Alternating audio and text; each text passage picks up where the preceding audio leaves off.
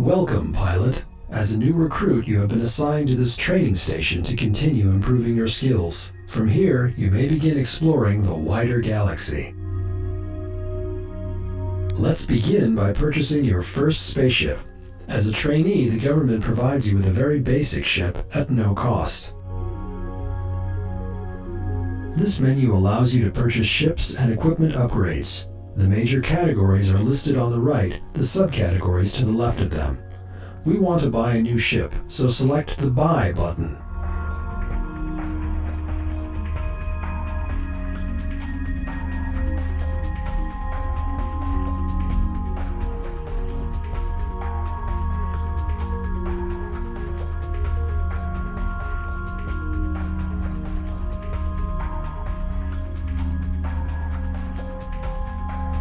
Now you see the Buy Ship menu, with the EC-89 selected on the right and a spinning view of it on the left. Most stations offer a wide variety of ships with different benefits, costs, and license requirements. You are currently in a training station that only offers the free ship to new recruits. Now, with the EC-89 selected, use the color swatch under the spinning ship display to set how you would like your ship to be colored. You can try different colors until you find one that you like.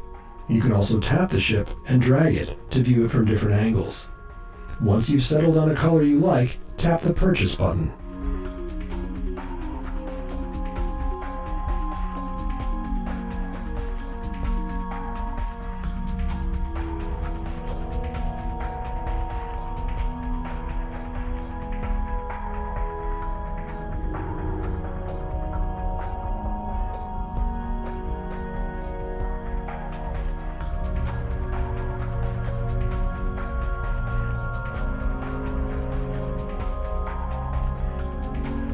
Congratulations, you've purchased your first ship. Every ship is just an empty hull and engine. Now you need to purchase the other equipment you'll need in space. Tap the Small Add-ons button to the right of Buy Ship along the top of your screen. This is where you purchase small port add-ons. Small ports may be equipped with small add-ons, large ports with large add-ons, and so on. Different ship types will have various numbers of ports. Your new EC-89 has only one small port, and for now it would be best to equip it with a weapon.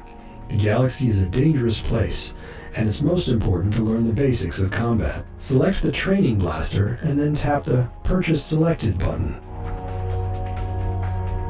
Excellent. Now we need one more thing to get you started.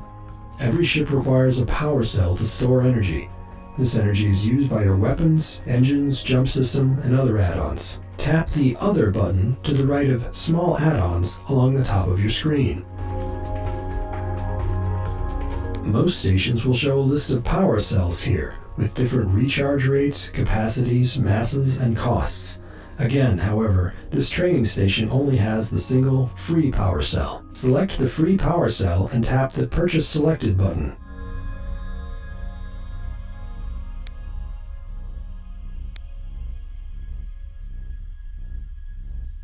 This is your personal data assistant. It goes everywhere with you. All the information here, along with chat, may be accessed at any time while flying. Everything else in the station interface can only be accessed while docked with the station. This is the list of available missions at this station. Because you are a raw recruit, you will only see training-type missions. When you leave for other stations and pass your basic flight status test, many new missions will become available. Missions are how work is done in the galaxy. Nations and corporations will post work they need to a mission. Pilots can examine the mission here and decide if they want to take it. By successfully completing missions, you will improve your reputation with those clients, and they will begin to offer you more complex and lucrative missions along with special items, trade discounts, and other benefits. Select the mission Training 1, Basic Flight and Combat, and then tap the Info button. In a moment, you will see the description of the basic flight mission and the options to accept or decline the mission. At this point, we strongly recommend that you accept the mission and proceed. You must complete the first few tutorial missions to be allowed to leave this sector and fly into the greater galaxy. They only take a few minutes and you can gain significant experience and currency. This marks the end of the tutorial. Welcome on board, pilot. Now get out there and fly.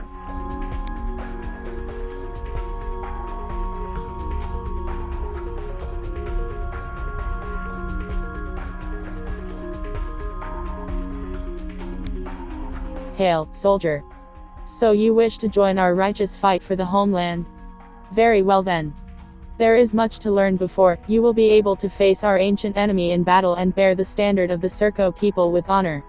The fiendish Itani are not without skill and cleverness, but we shall never forget the horrors visited upon our kindred, never rest until our enemies kneel before the might of the Dominion. So, let us prepare you for the battles ahead. We're going to start out with launching your ship from the station. When you launch, your ship will drift out of the launch bay at a slow speed. Let yourself float away from the station, don't try to fly yet, and then follow the on-screen instructions. If you miss any instructions, you can press the X button on your controller to see your mission log. Go ahead and launch now, by pressing the launch button in the lower right-hand corner of the screen.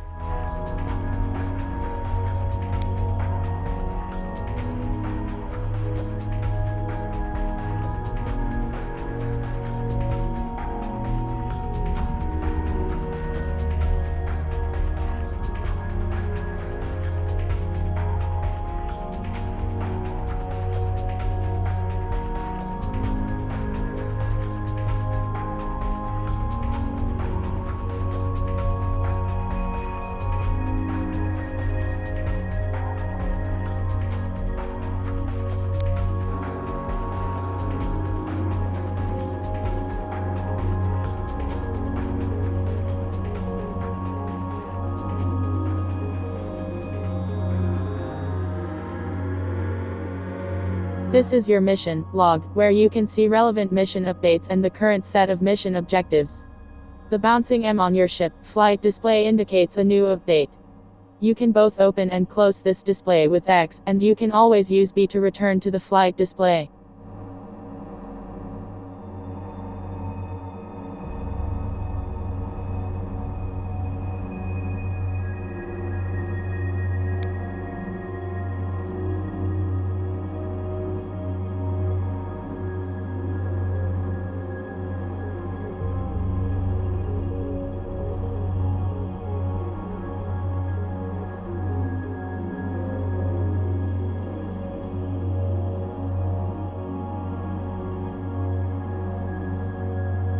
You have launched your ship, and should now be sitting in space a short distance from the station.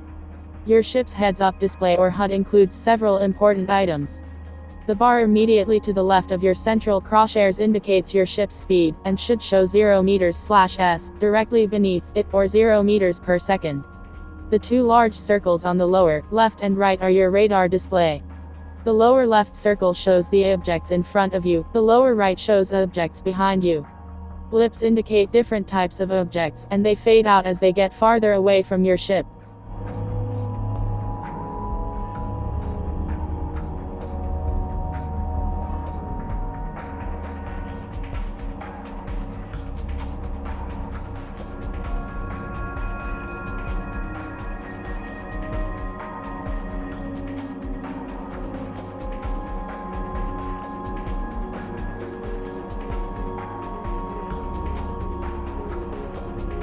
You can use the right joystick to look in different directions.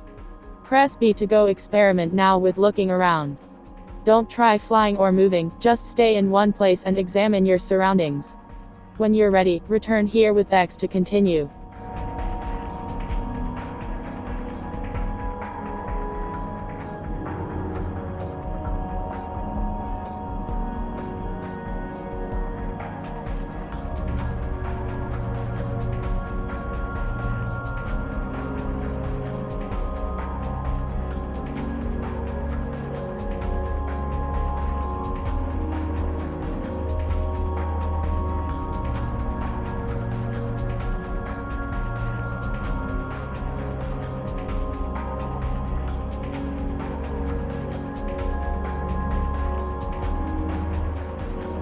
Now you're ready to try some flying. There are two flight control methods, one that behaves like a terrestrial aircraft, and one that acts more like a true spaceship. You are currently using the first one, flying more like an airplane. A later tutorial will cover the second control method. If you push up on the left joystick, you will increase your throttle and forward speed. You can then steer with the right joystick. Pushing down on the left joystick will decrease your throttle and eventually bring you to a stop. Pressing the right joystick, or RS, will temporarily stop you, but your throttle setting will remain the same. As soon as you release it, you will begin moving again, unless you decrease the throttle with the left joystick down action. Now try flying around, slowly. Point your ship in a safe direction, where there aren't any obstructions, and then push down on the left joystick until the little number underneath the left sidebar reads about 30 meters/s, then try moving your right joystick to fly about. Don't stray too far from the station, and don't dock until we tell you to. Push left joystick down to fully stop and X to return to this interface when you're ready to continue.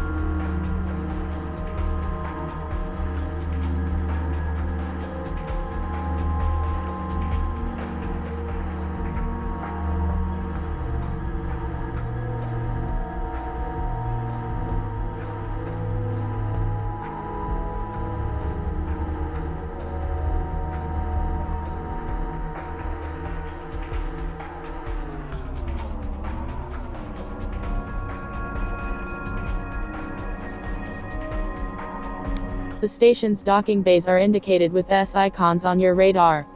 Green blips indicate friendly pilots. Red blips are enemies. Gray blips are rocks or other obstructions. Try flying towards some of the smaller nearby asteroids.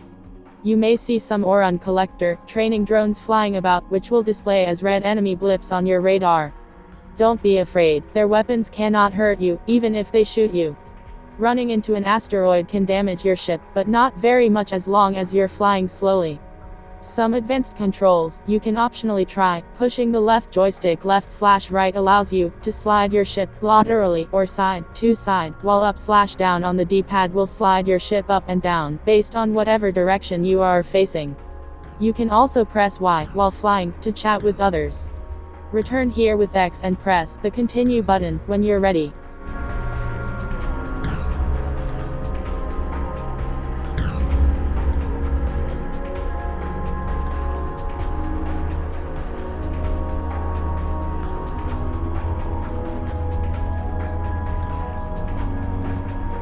Now we're going to have you try some basic combat.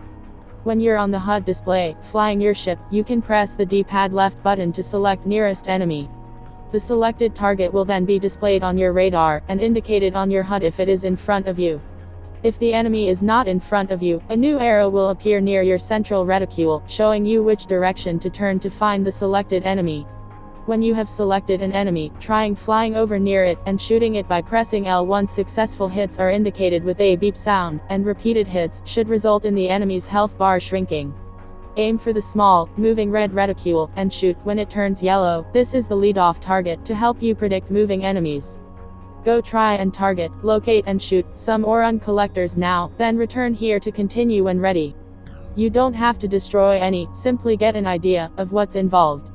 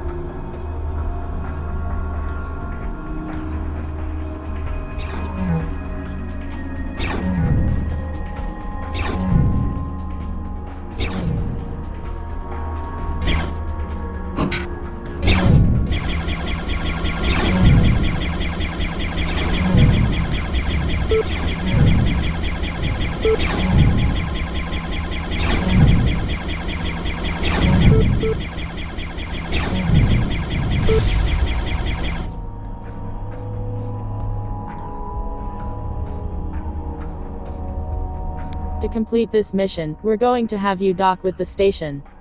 Find the S icons on your radar, 6 of them bunched together, and turn until they're in the center of the left circle, placing them directly ahead of you. Then fly forward until you reach the station. As you get closer, you will see there are 2 types of bays on the station. Docking bays have blinking blue animated arrows that point into them. Launch bays have blue force fields that prevent entry. Launch bays are only for ships that are launching, and docking bays are only for docking. The S icons on your radar are actually the docking bays themselves. When you find a docking bay, fly into it and you will dock automatically. Any docking bay will do, it doesn't matter which. We'll wait for you to dock to continue the mission.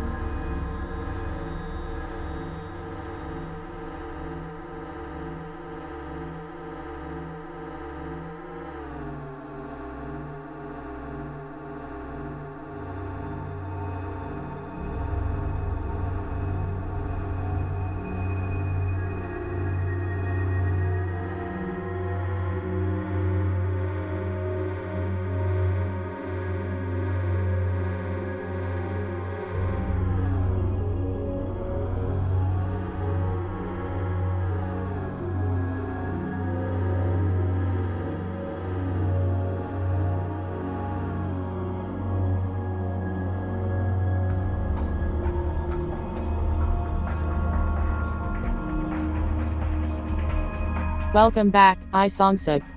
You've successfully completed your first mission.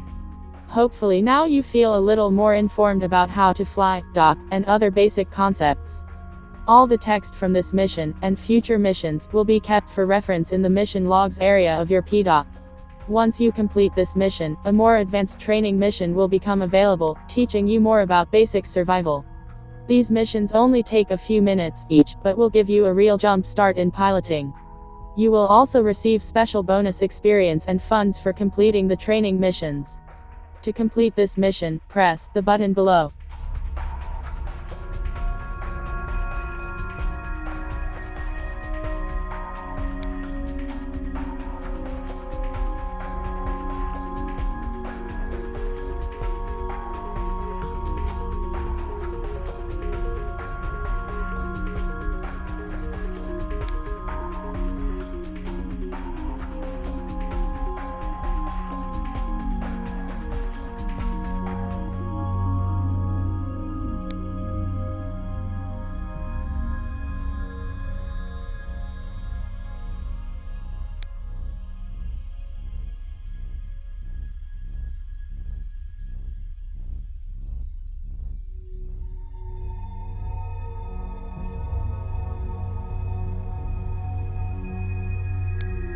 Welcome back, I Songsuk.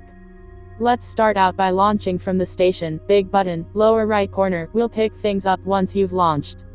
Remember to press the X button on your controller to bring up your mission panel when you see an update appear.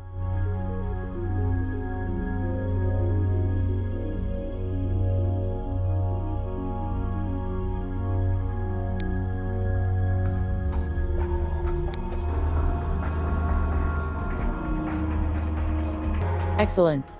For starters, we'd like you to experiment with turbo, which is engaged by pressing the left joystick, LS. Turbo will allow you to greatly increase your speed in a single direction, but you will lose the ability to maneuver while it is engaged. You will also drain energy much more quickly, more on that later. For now, why don't you try using turbo to help you fly straight away from the station, out past the first ring of asteroids, towards the distant capital ship. If you can see it, go give it a try now. Come back with X and press continue whenever ready.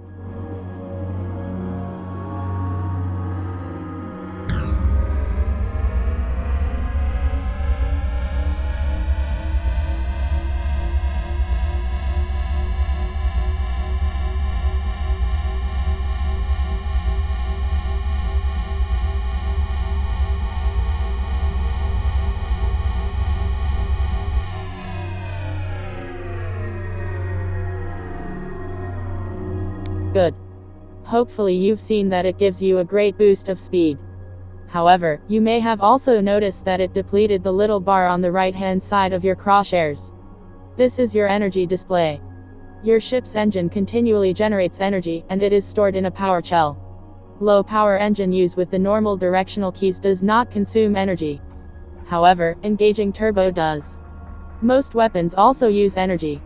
Learning to manage your energy is very important, both for crossing the galaxy as well as combat. What weapons you select, what power shell you use, the engines on a given ship, and the way you use them, all of this will become important. You should also be aware that you can use the left joystick left/right to slide your ship horizontally and the D-pad up/down for vertical movement. Now let's briefly discuss combat flight models. As we mentioned before, there are two modes of flight, one that behaves like an airplane, and one that works on true physics. The airplane model is called Flight Assist, and actually is created by your ship's computer, doing the calculations to make piloting a little simpler and easier. However, all pilots should at least be aware of physics mode. You can toggle physics mode by pressing the A button on your controller while in flight. Toggling this will change several things. Press continue. For one, you will no longer fly in the direction in which your ship is pointed. If you apply power in one direction, that is the direction you will go, until you apply power elsewhere, or use the left joystick button, LS, to stop. This makes it possible to continue flying in a given direction, while spinning around and engaging an attacker behind you, or to the side. You can toggle back and forth between physics mode and flight assist mode by simply pressing the A button again. Now, go give it a shot. use D-pad left to select the nearest enemy, then use the left joystick button LS to engage turbo to get near him, and also try to toggle into physics mode when engaging in combat. Physics mode can be a little disorienting, and it isn't easy to navigate densely packed asteroid fields when flying backwards or sideways. If you bounce off some rocks or explode, don't worry about it. Training is what this place is all about. Also, when you press D-pad left to select the nearest enemy, take a look at the information on your selected target in the upper right-hand corner. There's a graph of their health, the name, or collector or Dentec collector and other data. Go give it a try, then come back to the mission interface and click continue when you're ready.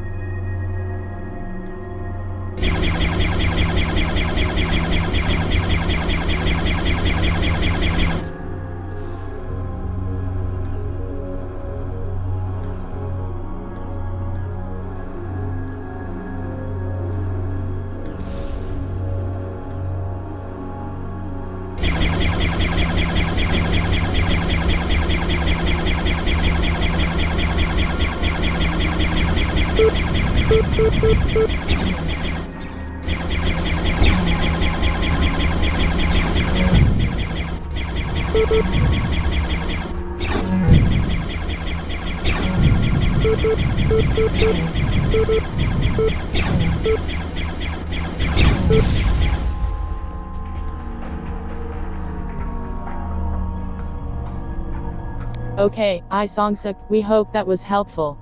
It's up to you to choose whether physics or flight assist mode is right for you. A lot of pilots toggle between them for different things. Both are entirely viable for combat, even PvP dueling, and have been extensively proven on the battlefield. Next, let's talk a little about no-fire zones. You haven't seen one of these yet, as you are in a special training sector, set aside by the government and specially protected from all non-trainees. However, all other space stations in the galaxy have a no-fire zone that surrounds them, out to a certain distance, usually a few thousand meters. The point of the NFZ is to prevent combat near stations. If anyone fires within it, they will receive a warning. If another ship is actually *damaged within a NFZ, the person who damaged it will temporarily become kill on sight with the local law enforcement, and will be hunted down and destroyed. Moral: do not attack other ships in a no-fire zone. You will see a clear indicator on your HUD. The letters NFZ will appear in red directly beneath your crosshairs. When this appears, you are in a no-fire zone and should behave accordingly. If someone else attacks you in a no-fire zone, run away. Go dock with the station, preferably. Law enforcement has no way of telling who truly instigated a given scenario, so they tend to just destroy both people who are involved. It's better to run and dock. The station guards and other defenses will deal with the bad guy. Finally, a bit more fun stuff. There is a special training capital ship in the sector with you. You may have seen it, hanging above the second cluster of asteroids. This is a Constellation-class heavy military transport, although it is sometimes equipped as a light cruiser. Anyway, this vessel contains a docking bay, like any station, and you may dock with it and control one of the turrets. The docking bay does not appear on your radar as an S, like with the space stations. But the bay is on the underside of the vessel, facing towards the rear, and has a bright white background. If you approach from the stern of the ship where the engines are, and fly underneath the belly of the ship, you should see it. Once you see it, fly into it and you will dock with the capital ship, finding an interface very similar to the station. At this point, you can select a turret, if you like, and control that turret, letting you fire the turret's weapon. Once you're finished in the turret, press the activate button, bound to B, to return back to the capship interface, and then use the regular launch button to launch into space. Then press continue whenever you're ready. Great, we hope this has been informative. Now, fly back to the station and dock. Once you're docked with the station, we'll complete the mission. This time, we've defined a visible objective for you to see, above this text in your mission log. Other missions will often have these sorts of objectives, and it's a convenient way to see what you need to do next.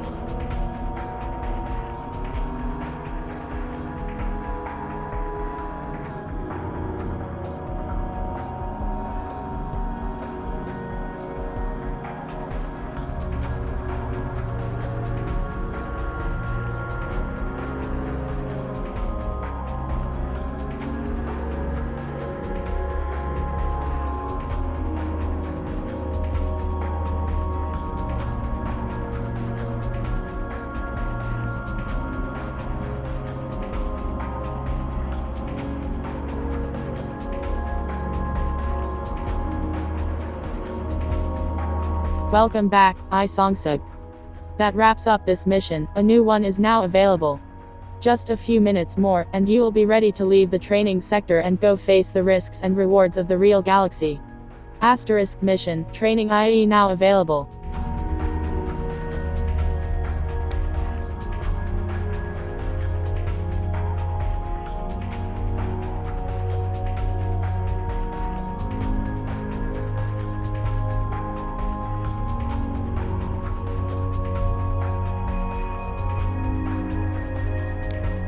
It's been great working with you, I Songsuk. You're going to make a fine pilot and a valuable member of our nation. Today we're going to actually show you how to navigate. Our galaxy is made up of many star systems, stars with orbiting planets. Each of these systems is divided into 256 sectors, for navigational purposes. You have been training in one such sector, and you're going to now leave and go to another in the same system. Let's get started, launch when ready.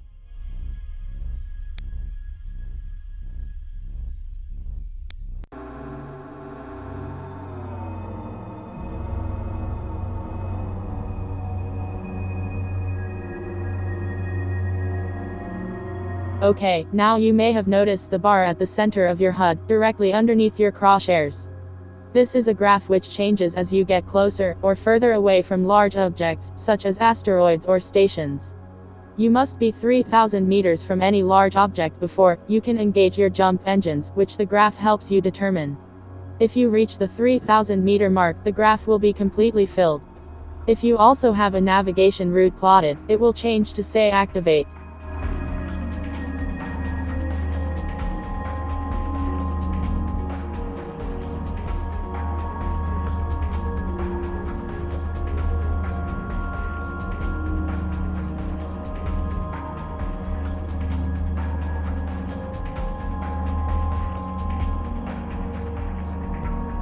Because this is your first time, we're going to do the navigation for you, and set a nav route into your ship's computer. This route will take you to one of the two adjacent capital stations. Once we set the nav route, a new blip will appear on your radar, and a new reticule on your heads-up display. This will be the jump waypoint. It is a object-free point from which you can engage your jump engines. It is not always the best, or closest such point, it's simply a workable one that your nav computer calculated. Turn your ship towards this new reticule, and engage turbo until you reach it. Distance is displayed underneath it. Press continue to set the nav route. Okay, the nav route has been set, you can see the objective is now defined above. Fly to the jump waypoint, or fly, until the bottom distance bar completely fills and says activate. At that point, press the activate button, bound to B, to engage your jump engines. You will need to have 25% power shell energy to jump, so you may need to disengage turbo briefly before jumping. Go now. We'll follow up with you when you reach Sol AI 13.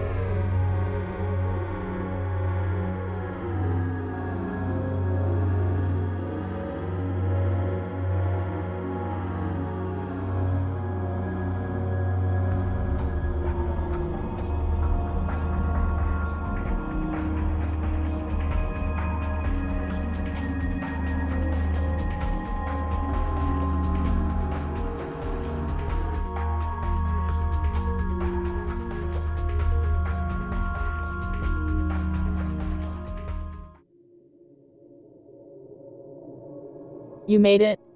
Excellent. You've made your first jump. Now find the S icons on your radar and fly towards the station. Dock, and we'll complete the mission.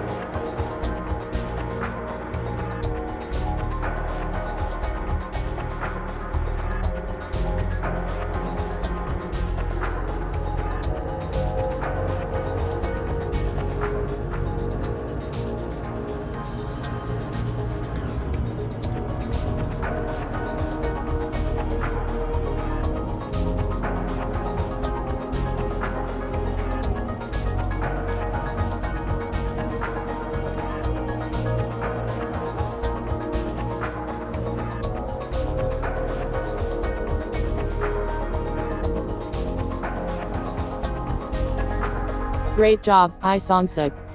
Now one last thing. You have come to a new station to train, and have left the old training sector behind. As a result, you need to set home here, so you will return to this station if your ship should explode. You will find the set home button on the lower right-hand corner of the screen, near the launch button. Go press it now, then continue when ready.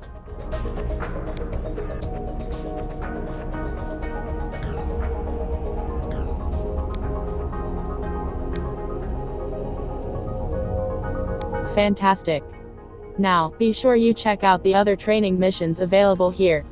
As soon as you pass a few more of them, you can take the basic flight status test, and many more types of missions other than training will become available to you. The remaining missions should only take a few minutes.